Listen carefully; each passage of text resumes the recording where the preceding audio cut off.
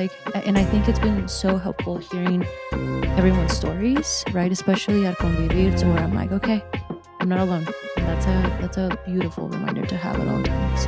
I first started sort of owning my identity.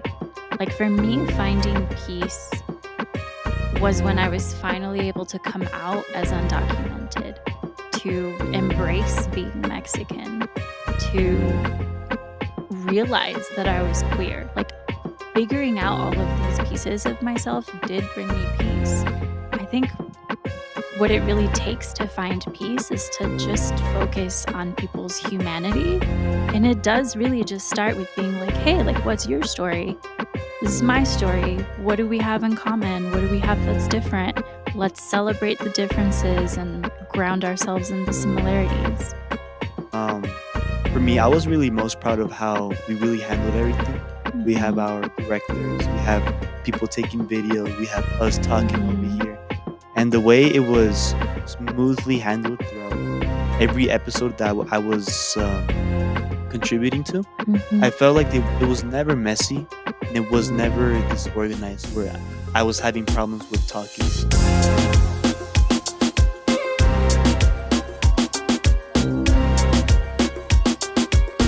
Welcome to Conviviendo, the show where we share stories for people who love community. My name is Efren, and I am in 12th grade, and I'm here with Melany. Hi, I am a junior in college. So I guess that makes me like 15th grade. I'm also here with. My name is Karen Nunez, and I feel old because I'm not in school. I'm working. I am the program consultant at Convivir, Colorado, and we are here with. Hi, my name is Tania Chairez, and I am also not in school anymore. I'm in the school of life, all the life experience years. And I'm the CEO and founder of Convivir, Colorado. Oh, we're so happy to have you. Well, today is our final episode of season 1. We've come a long way since the first episode. And today we're just going to be like summarizing, reflecting on the topics that we've talked about with Tania here and just really talk about how they went.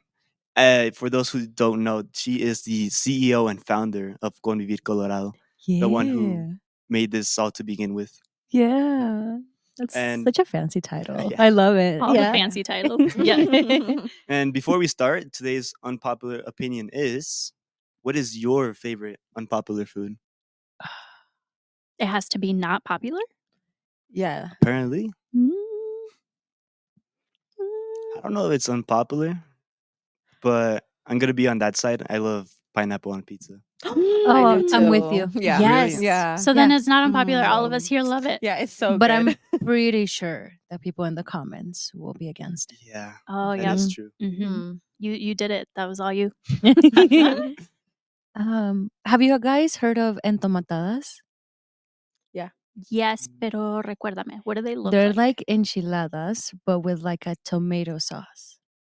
Yes. But aren't those just like chilaquiles? No. No. No, they are like enchiladas, so they're filled with cheese. Mhm. They're rolled, Mm. but it's a tomato base. What? So it's just an enchilada without tomatoes. Wait, what? It's like enchiladas, yeah. But I with would just like a prefer the tomato enchiladas. sauce. So that is Yeah. unpopular. No. I've never Rejected. Had it. Yeah. I feel like I have a lot. Now that I was thinking about it, like I'm from Yucatan. So like I feel like there's so many foods that are like weird. You know what I mean? Like what? Like the tamales. Like our tamales aren't like made out of like a corn like leaf. It's made out of a banana leaf. Okay. And I feel like that freaks people out. Like But are the moisture? fillings the same as like? No. Oh. We have What do you col, put? which What is is like una salsa. Yeah. So tenemos la masa. Le ponemos el col y después le ponemos el pollo. And then you put it in like a big boiler. And it's like, yeah. I don't And think then I've we ever make had that. a salsa roja de tomate with onion that goes on top of it. Oh. So it's like a whole like, yeah. So then, It's like yeah. a tamale from another universe. Yeah. Yeah. That was so sweet. He said it in a sweet way. Yeah. So Do you yeah. have one, Tanya? No, the best I can come up with is like grilled cheese, but I feel like everyone loves grilled cheese. Everybody loves grilled cheese. Yeah. It's so unhealthy. So like I know I shouldn't be eating it, but I'm just like, yeah. Have you tried the grilled cheese from Sonic? No. You have to. It's my favorite. Mm. Yeah, it's Gasp. Wow. What type of cheese do you put on your grilled cheese? Any cheese I have. Oh no. I like pepper jack. I like Gouda, mozzarella, the queso quesadilla from Oh. Chihuahua. Now Mm-hmm. Yeah. you gotta use American cheese. I like some pepper jack. Oh no. Why not? What's in the pepper jack? Okay, that is. I mean, Yeah, what's it's an wrong with unpopular that? one. I'm on that train. I like it. It's your classic grilled cheese.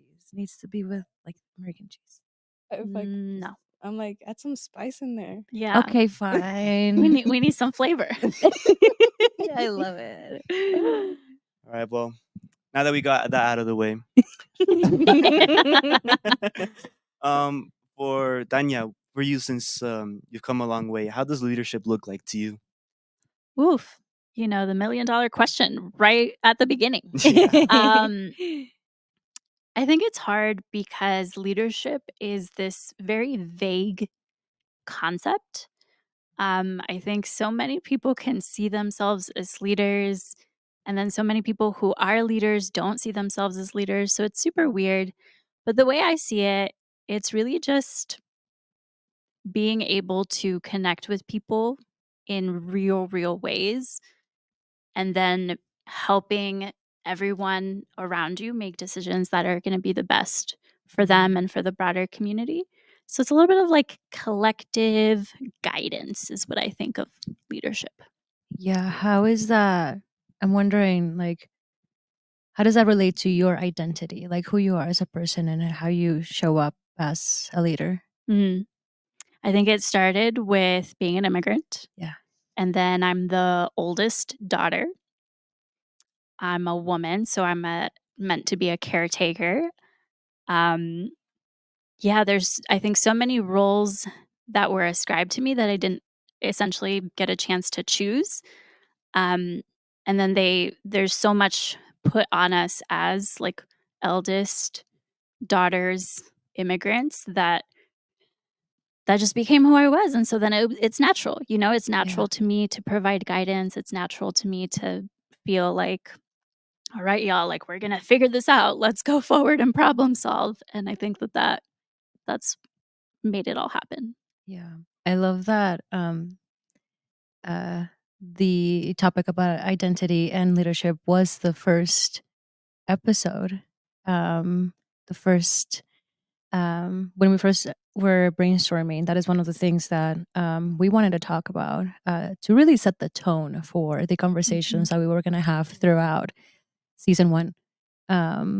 But yeah, it was so special to be in a place where we all shared similar journeys. I mean, you talked about being an immigrant, right? For the folks that are first gen daughters of immigrants. But yeah, what about you guys? What are your thoughts on, identity and leadership and what that looks like? Or even like what stood out from that first episode. I don't think I was here for that. No. I feel like leadership has so many layers. I feel like leadership, I don't know, I feel like leadership, the role I've taken in leadership has evolved. I started with Convivir like in the summer of last year, just as like a facilitator, and then I grew as like an assistant, and then I grew over taking arts and combo and stuff. So to me, being a leader like stopped being like, oh, I'm like a student in a role. It's more like I became like a role model to all of my students and like a mentor in a way. I don't know, I've came really close with a lot of students, and I guess a leader to me it looks like being there for everybody. Yeah, so just support. I love that. Yeah. I think I was able to like how you said, it started with kind of with Convivir, and it's more about just being a student there and actually taking, initiative to really Mhm. do something about it, and really just like take one for the team. Basically, it's not about just you; it's about thinking about the others as well. And I think a lot of it had to do with me during, for me, it was like during the pandemic where I wasn't a leader at that point, but afterwards, when I was back in school, I joined all these clubs, which really taught me about all the different aspects of being a leader. Like, there was one where I had to help the freshmen out on the first day of school, just being able to give them a tour, tell them like tips about just like staying on top of your work and all of that. And all of that just really helped me on becoming who I was today. Yeah. I feel like sometimes we also forget about what leadership looks like when you're very, very young. I Mhm. think it's easier to identify it when you're in high school and college, professional. But I think about all those like tiny people, like the kindergartners and first graders that I have no idea how to work with them because I'm like, ah. Um, but they straight up like tell their friends, let's go play over here. I want to do this. Um, that's leadership. Yeah. I always saw leadership as something that I had to like achieve.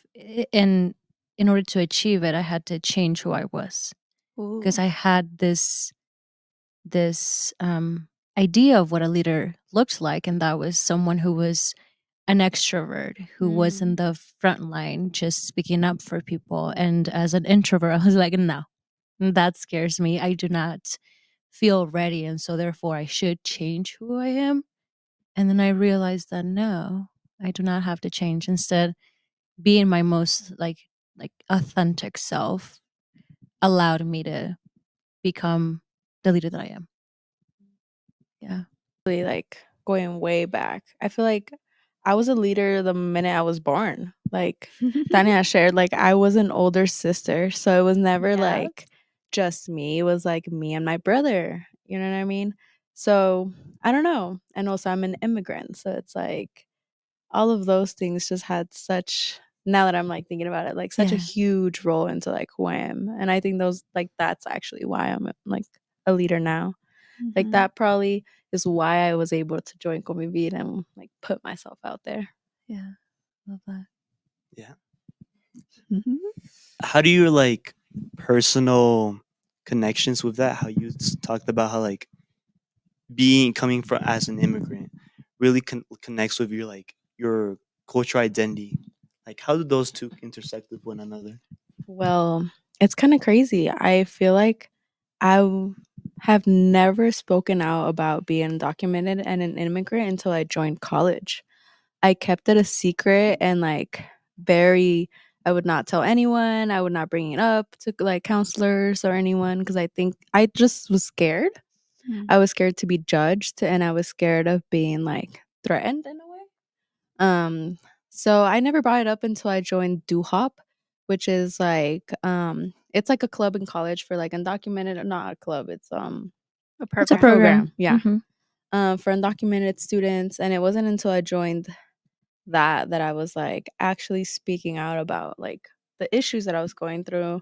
And I don't feel like I really hit that like intersection until like Mhm. I joined college, because then it was like, oh, I don't apply for FAFSA, I apply for CAFSA. And oh, I can't apply for this specific scholarship because I'm not a US born. And it was like all these layers. Yeah. So it wasn't until joining college that I had to like Yeah. actually take on that identity. Yeah. And I think that allows you, like, yes, it's hard to go through those moments, but in my personal experience, that allowed me to connect with my culture even more, like, even though it was hard. And I'm curious to hear from you, Tanya. I mean, you've really been through it all. Uh, growing up in Arizona, Mhm. then going to UPenn, and Yeah. then Colorado, and start an organization, all those things, right? Yeah. I'm sure that you went through um, a journey of finding, this intersection between your personal and cultural identity. Just wanted to hear a little bit more about that, about your journey, and in those moments, maybe when it was hard, how were you inspired? Hmm. I do think that the older I get, the more I can just see those intersections very clearly. They were obviously always there. Um, but there's different moments in our lives when different identities become like the biggest focus. And I think when I first arrived to the United States, maybe y'all can relate. My parents were like, your main role, your only role is being a student. Like your job is to be a student. Your job is to get good grades. That is who you are. And that's who I was. I was like, cool. All of the other things don't don't apply. Um, and then in college, I really took on the identity of community organizer, and that took over everything that I was. I literally introduced myself to people, and I was like, "Hi, I'm Tanya. I'm undocumented, unafraid, unapologetic, and here's all the reasons why you should care." Um, and that's who I was. I was the one who always talked about immigration. And then after college, I became the one who was always in youth spaces and trying to figure out how to help youth. And ultimately, all of it is me, right? Like, I am an educator, I am an organizer, I am a woman, I am undocuqueer. I love to tell people that because I have my own label. Undocumented and queer. I am all of those things, and all of it intersects in very beautiful and very strange and very hard ways. So, what was the question about inspiration? Just Like, I mean, you talked about all the things that you went through and all the roles that you took on. Like, how were you inspired to, I guess, even keep going? mm, Even in times when it was probably confusing. yeah. I think at first it was this wild realization that my parents could go to another country like at a much younger age than I started figuring life out. I think my mom must have been 24-ish when she came to the United States, Oh, wow. which means my dad was probably 26-ish. Um, And so just putting that in perspective of like, what was I doing when I was 24, 25, 26? I was certainly not moving to a whole nother country, trying to learn a whole nother language and figuring out a whole new set of culture and laws. And so that gave me strength because I was like, if they could do that, I could do anything. Like literally, it just gets easier from there. And then I think after that, it was just the people. Like people are just so excited when they feel like someone is supporting them. And then I was like, "Oh, you're right. Like, I like feeling supported. You like feeling supported." So that's what keeps me going. And that's probably how it should be because community is like the source of all power. Yeah.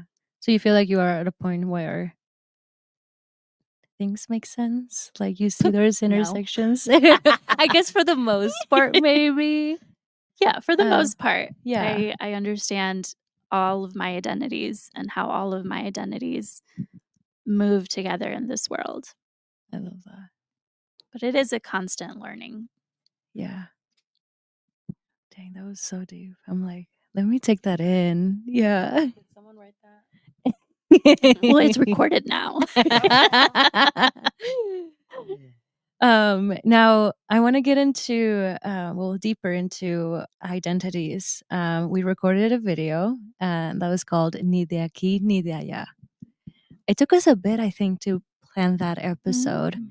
But a lot of the students in the space were, because they're first gen or immigrants themselves, they highlighted how sometimes it doesn't feel right to choose one culture, that but at the same time I think society forces you to choose one. And so we highlighted how it doesn't have to be that way, right? Like you can be yourself and love your Mexican and American culture. So I guess this is I'll start with you, Tanya, and then we can all share Do you feel like you fit into two cultures or one more than the other? I love it. When I saw that episode release, my immediate thought was Selena.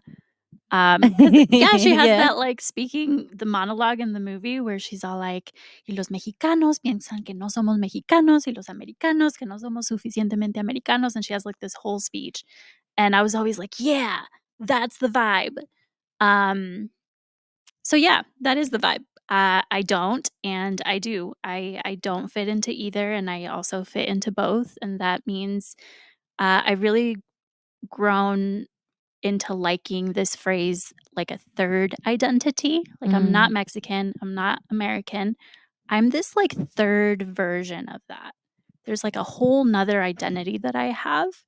And yes, it doesn't fit into either of those. And that's okay because the identity that I have and the culture that I have is unique and special enough. Well, adding on to that, I feel like I understand what you mean when it comes to fitting into that third culture, which is not leaning towards American, it's not leaning towards Mexican, but it's more of a mix of both.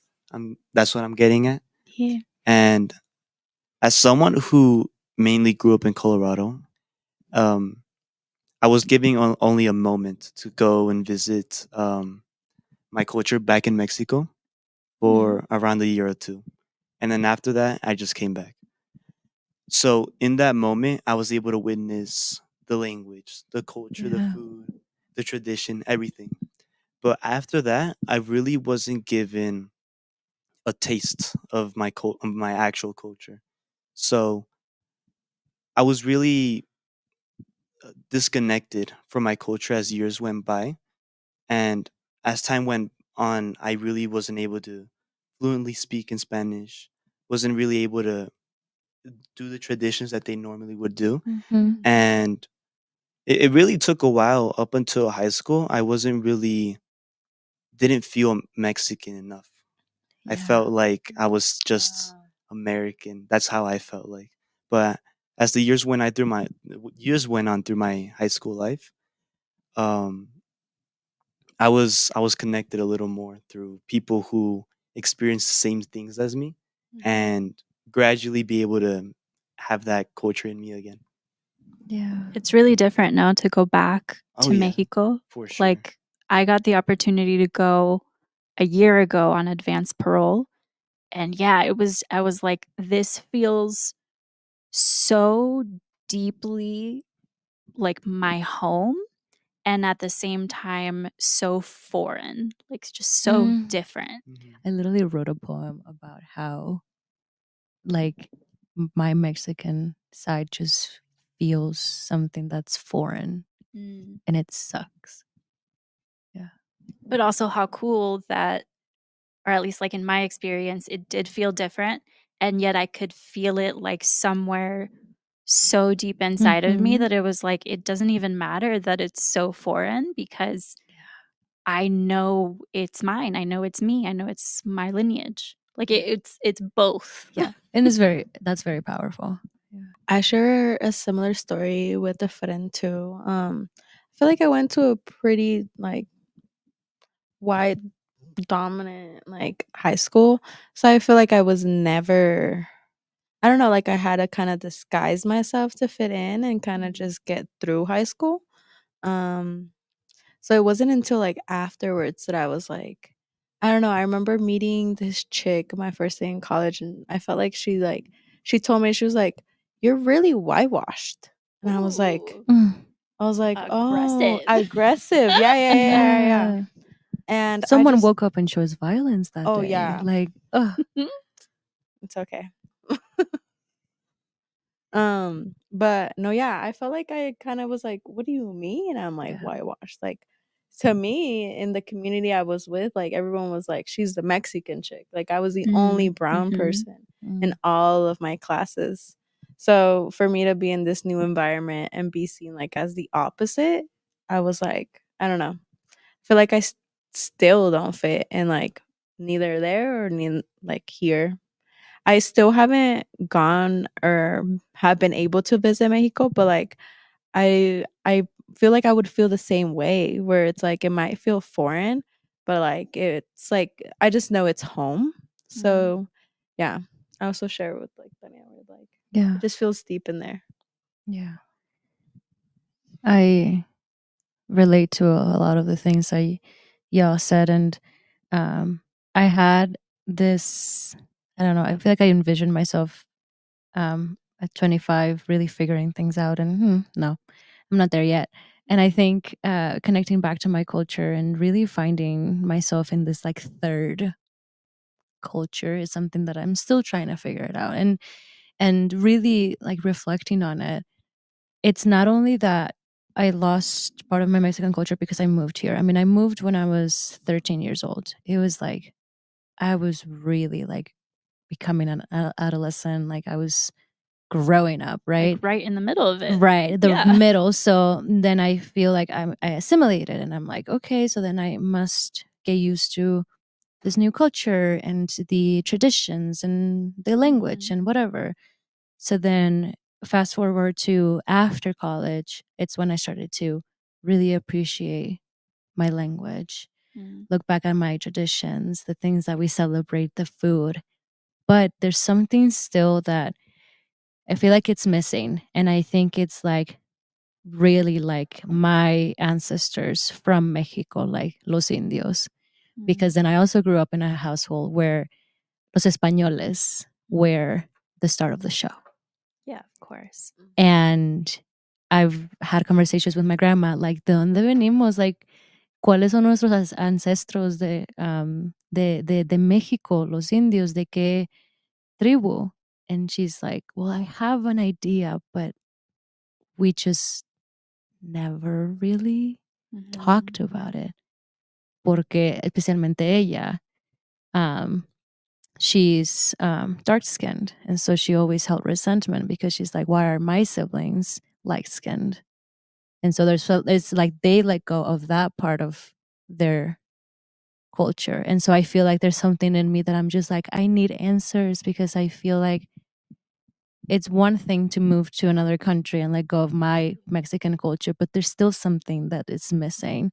And so I feel like, yeah, ni de aquí ni de allá. But at the same time, there's also this area that I have not even explored because I don't know where to go or who to ask. And I think that's been like the biggest challenge for me in this like journey. I've definitely considered doing there's a DNA test that they do in El DF, in La Ciudad de Mexico, that specifically tests for your indigenous roots in that geographic location. And I'm like, should I do it? Can I do it? I want to do it. Yeah, I want to do it. Yeah. I think it's also different. Like your story is kind of unique because I feel like right in the middle of your development, like you had to come to a whole different country. You know what I mean? Yeah. I feel like I don't know. That's so different compared to like Tania that like was a lot younger and could assimilate. Like, you know what I mean? No, it really messed things up for me. Like you for were real. used to like waking up, getting the bus, you know what I mean? Like such a different vibe. Like I didn't have anything to look back to. So like I can't really be like, oh, I miss home. Yeah. No, and I went through like months of having dreams where I no longer could tell what was real and what wasn't. Like, was I making things up because I couldn't remember, or was I like trying to remember things from home? And so for a long time I was like, well, I feel like I'm more de aquí. Like el de allá, pues ya pasó. Like ya se fue. And then I came back and I'm like, no, again, ni de aquí ni de allá. But also there's this other area that I have not explored because I did not think about it. Like I was still growing up. Yeah. It's been interesting. You arrived when you were 13 and you're 25 now. So half and half, basically. Wow. Yeah. Yeah. Mm-hmm. That's a whole moment right there. Yeah, I'm like, that's oh why God. I go to therapy every week. Like, no, it's a lot. And especially when it's a topic that is still hard for my parents to talk about because they've also gone through something like this and no one gave them the space to talk about it. And with my sister, it's a whole different thing, right? Yep. That she feels like, oh my gosh, she's American, but also she feels like she's more from Mexico because she connects with Mexican culture a lot more. So there's a lot of moving pieces that I'm like, whoa, I'm overwhelmed. I believe Mhm. it's like been stressful, right? Yeah. Just like that whole transition. Yeah. Mhm. Do you think like during that whole time, like having your whole childhood in Mexico and then coming here to the United States, like during that time, were you able to overcome it and like find peace within it? Mhm.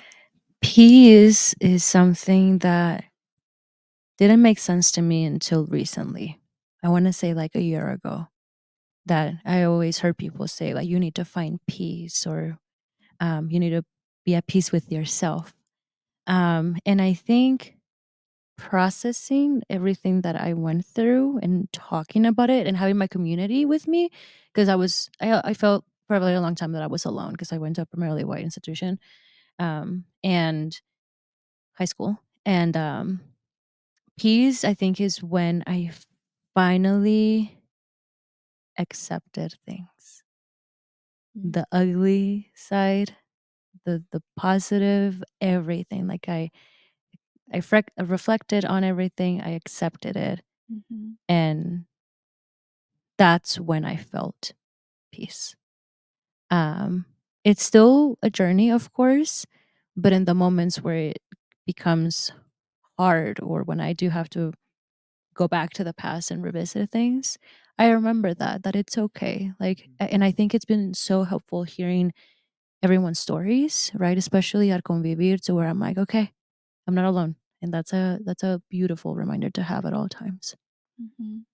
Yeah, Very deep. yeah.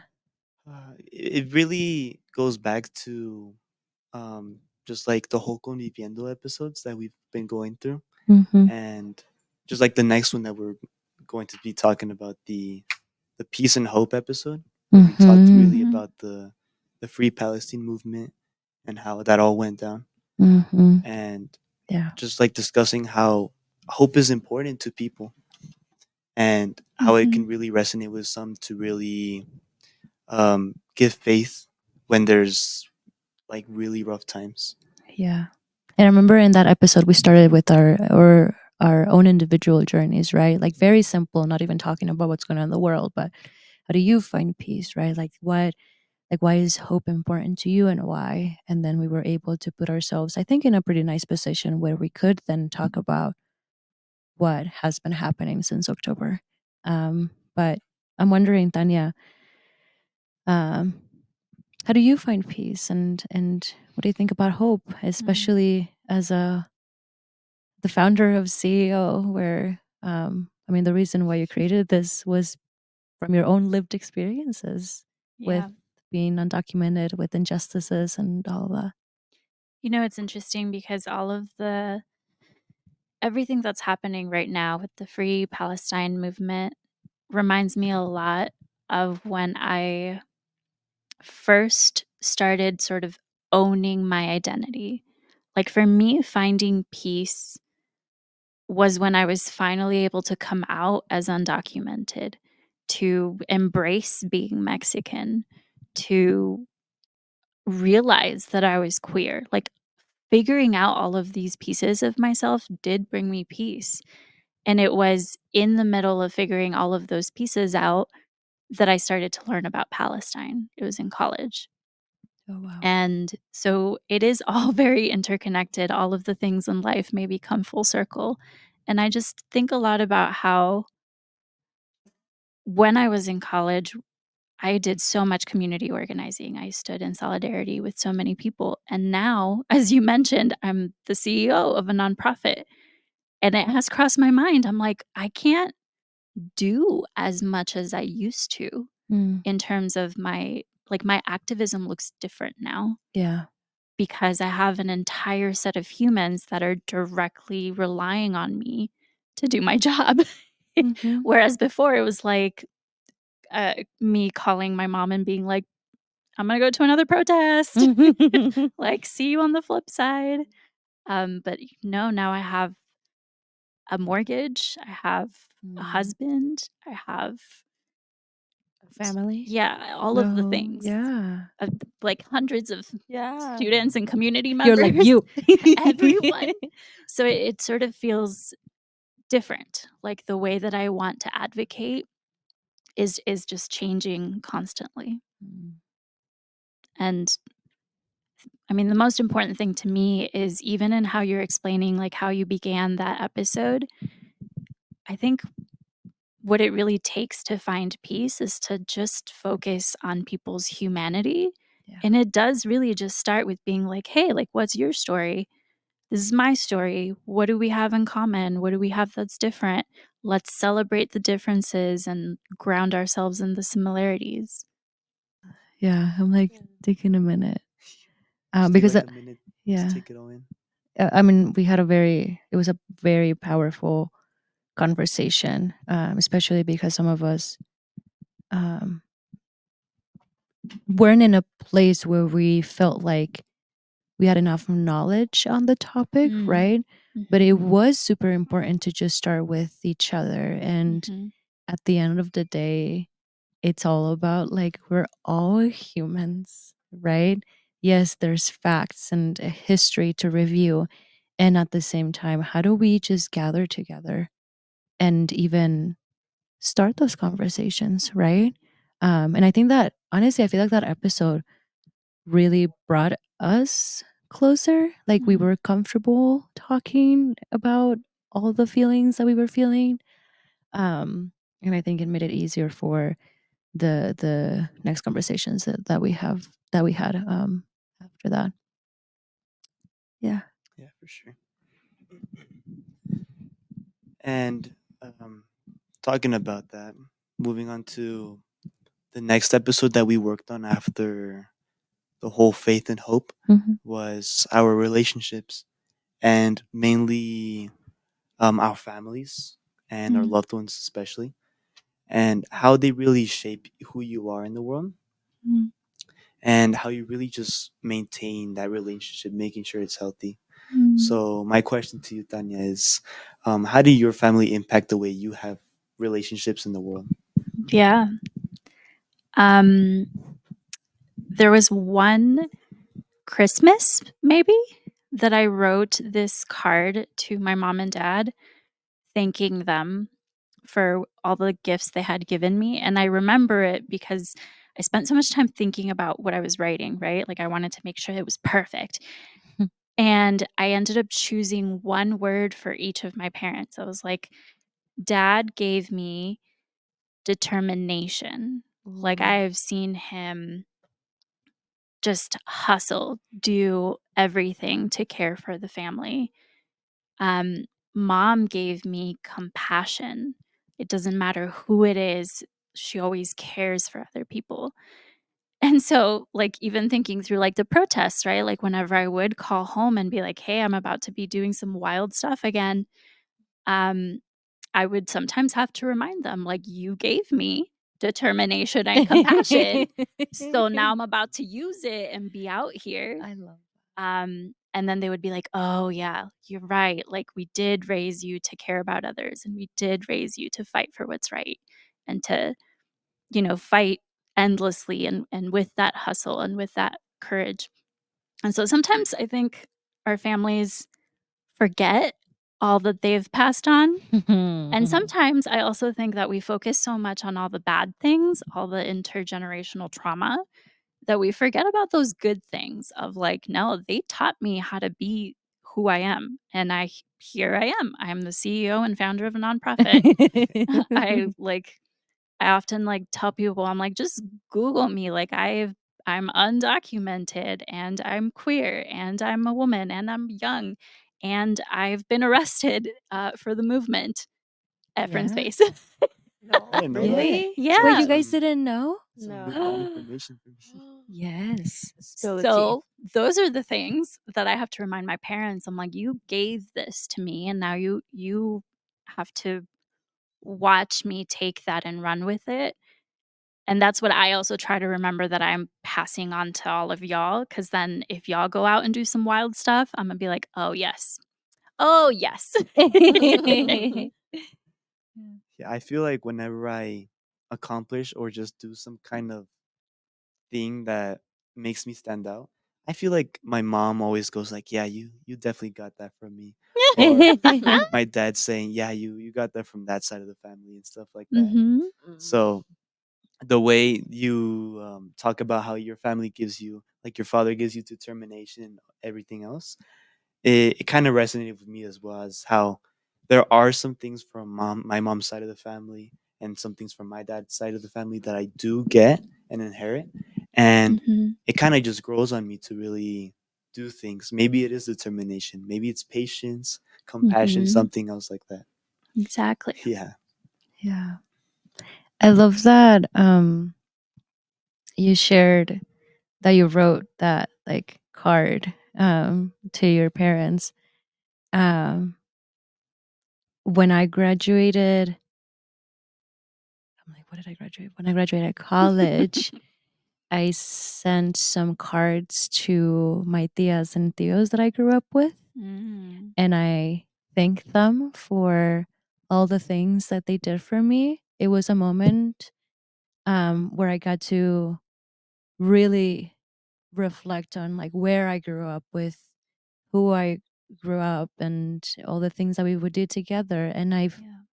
felt like I had never had the time to really like say how I feel, because I don't know if it's a Mexican thing, but like we rarely talk about our feelings. Like we Yeah, get no, deep yeah. into that. Definitely not. But it was I had to, because I was just like, you taught me all these things, like how to love people, how to celebrate others, how to prioritize family. And like because of you, I was able to graduate, because even though it was so freaking hard, I had to start making connections and I had to be in a community. And I'm not gonna lie, I think my grandma was really jealous at first, because she's like, why did everyone get one?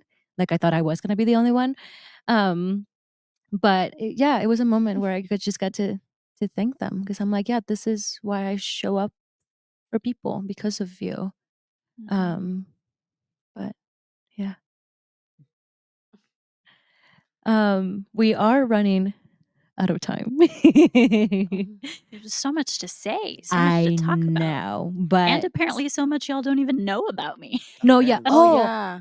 you trigger something in my brain. When you were talking about like people should Google you. Okay, so when I was connected to Tanya, when my health career navigator Carla, shout out to Carla. Shout out We to love Carla. Carla. Yes, Yeah, we love Carla's our Carla. If you're seeing favorite. this, Yes.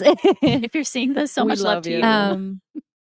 She told me about Tanya, and I did Google you, and all the things that came up, like your TED talk and everything, and I was like, "Yep, she's gonna be my mentor."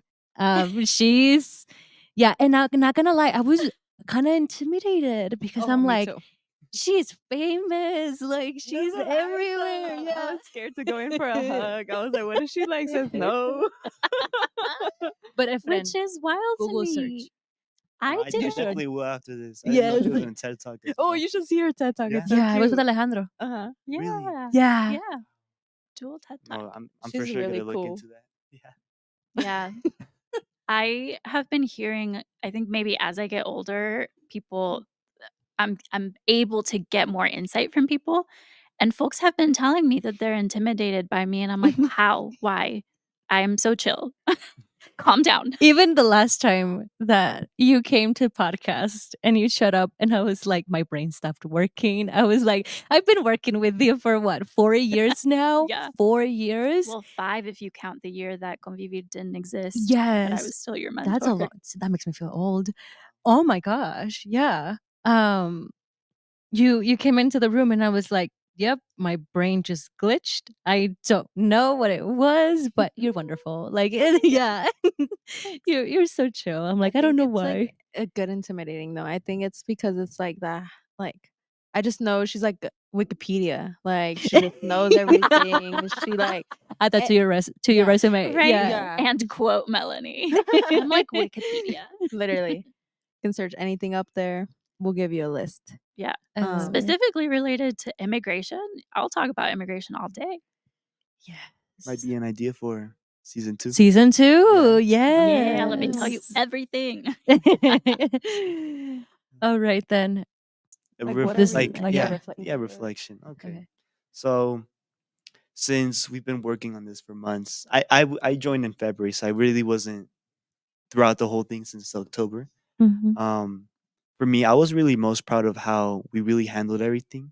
We have Mhm. our directors, we have people taking videos, we have us talking over Mhm. here, and the way it was smoothly handled throughout every episode that I was contributing to, I Mhm. felt like it was never messy and it was never disorganized where I was having problems with talking Mm. or having problems with directing, anything Yeah. like that. I really enjoyed Mhm. that the whole time. Yeah. Mhm. I Mhm. can't believe it. I can't believe we're at the end of season 1. When we first got into this project, I'm not gonna lie, I was really nervous because I'm like, I don't know anything about cameras. I've edited some videos before on Final Cut Pro, but like that's about it. But I think I'm just very proud of all the students. I was jealous for a minute because I was no longer talking. So I'm like, the students don't want like the quote unquote adults to be talking anymore. But it was beautiful seeing y'all just take over behind the scenes and in the episodes talking. And I think that it was so important for us to take those first few sessions to just plan and brainstorm Mhm. and throw topics into the table. I think we had like 2 or 3 sessions that were all about just brainstorming, and I think that allowed folks to really lean into like just their creativity and self-expression. And I don't think I hope I'm not like, this is an assumption, but I think there wasn't a point where someone felt like they couldn't say something that they were Mhm. passionate about. Um, and I feel like I just get along with everyone in such a like a beautiful way. When a student does not show up, I'm like, it feels so like weird without Wendy. Like, where is Wendy? Yeah, Wendy. But yeah, those are things that came to mind. Yeah. Yeah, I feel like I really enjoyed the space we created. Yeah, like we got really emotional whenever we were talking about like everyone's journey and like all Mhm. of our stories. So I feel like that was like the first time we all started like actually being private and like sharing very private stuff with each other. So I don't know, it really grew that bond and it just made the podcast so much better. Especially with friendships too. Like Yeah. I really was able to connect with a lot of you guys, especially Mhm. even with like Jadyn as well. Like if I knew Jadyn for a Yeah. while, I was able to like connect more of you and just like with Melany and everyone else that helped us in the podcast. I Yeah. really like enjoyed being able to work with you guys, Yeah. and I hope it goes on long term with more seasons to come. Yeah. Oh, And heck just yes. oh yeah, for sure. Yeah. I know. Just building the story for Convivir. Yeah. And we had thought about, having this be a like a spring and fall project, but I mean, Tanya and I have had conversations about what summer is going to look like. I know we have lots of ideas on what stories we want to share, bring in other Yeah. folks. If And I'm you're curious. out there listening, come join our Yes, podcast. yes, we need a lot of guest speakers. Um, and Tanya, you are someone who's able to like zoom out. Yeah. And so how do you see this as part of like Convivir's storytelling journey, long Mhm. term? Yeah. I think my favorite part about this is we're not creating a podcast out of the need to like have some kind of production. Like we really just said, what if we tell stories in front of a camera with some mics and then other people listen to it and vibe with it. So for me the best part has been able to see all of you create this from scratch, like figuring things out, figuring out how to run with it, how to work through topics, what sort of culture you want to build around the podcast. And Karen, even if you're thinking of yourself as a full-grown adult, I think this entire podcast has been created, produced, designed, recorded, hosted by Gen Z. Yeah. See, when you put it that way, I'm like, yeah. Yeah, you're the oldest part of Gen Z, but you're still Gen Z. I'm a millennial, so I'm on the other end of this. But it's been lovely to watch y'all sort of like figure out the vibes. And I think that storytelling piece is crucial right now. The world is in chaos, in absolute chaos. Even if you think about the fact that when we started recording podcasts was when the rest of the world found out that there's a genocide happening in Palestine. It was October. Mm-hmm. And here we are months later. And there's protests on college campuses, there's encampments, there's arrests, there's everything. Literally as we speak. And so in that same amount of time, I see this as y'all building power. Like you're getting used to sharing your voices out in the world and building power so that you can then help other people find that power, because stories, sometimes that's the most important part of being human, is being able to share stories. That's how we're able to just create those connections and relate to each other. And I love that some of the folks that have listened to our episodes have left some comments. So I'm just going to read a few. One of them, I believe, was maybe the first one that we got on our first episode. This person said, I love this. The trauma is something that really affects you throughout your entire life. Constantly trying to work on yourself after going through so much. It's just sad that people still do things like this even today. It's like you can't be yourself at all because society doesn't like different. For me, being gay, Black, and an immigrant was a challenge, but I came to the United States when I was 28. Most of my trauma was from my home country. People are mean and cruel, but I'm sending love and positive vibes to you all. You're loved. So that was the first one that we got. Oh my gosh. Then we had a couple. Yes, we had a couple more people say, "I'd love to be a guest speaker one day. I'm subscribing to the podcast now." And then identity is the biggest fundamental piece of a human. Convivir's work is powerful because you help immigrant students realize that their immigrant identity is and will always be a superpower. Bravo, and looking forward to more from y'all. Oh, that made me emotional. Yes. Yeah, so shout out to the Gen Z of Convivir. yeah. Doing the Conviviendo thing. Yeah. Oh my goodness. No, I really enjoyed having this conversation with y'all, and thank you so much, Tania, for joining us. Yeah. We hope to have you for more episodes. And as we wrap up this conversation, we'd love to hear a word or phrase that you're taking away from this session. I will start with Melany. Okay. A word or phrase that I think I'm gonna take from the session. I think a phrase is that that I've learned throughout this conversation is that our students are a lot more tough than we think. Yeah. I think for me, the word itself is not a lot, but for Tanya, I really like the word determination. Mhm. And in the context that you've made it, where you're getting determination and getting it inherited from your culture and your family, basically. And I thought that was really cool. I really like that a lot. Thank you. I'm just feeling really proud of y'all and all of the humans behind the scenes. Because I'm looking around and there's like all the humans behind the scenes recording and editing and all the stuff. Yeah. I'm just really proud of y'all. And I think for me, what came to mind is it was all worth it. Like all of it. From my own journey, joining Convivir, seeing this podcast come to life, like it's all worth it. Yeah. Well, with that, thank you so much, you guys. This was a lovely conversation, and we're ready to wrap up completely season 1. Maybe cheers to season 2. It's all been fun. Yeah. We're gonna start planning for season 2, so I'm very, very excited. Alrighty. Well, Thank you. yeah, thank you all for listening Thank in. you. Bye-bye. Thank you, Yes. Bye.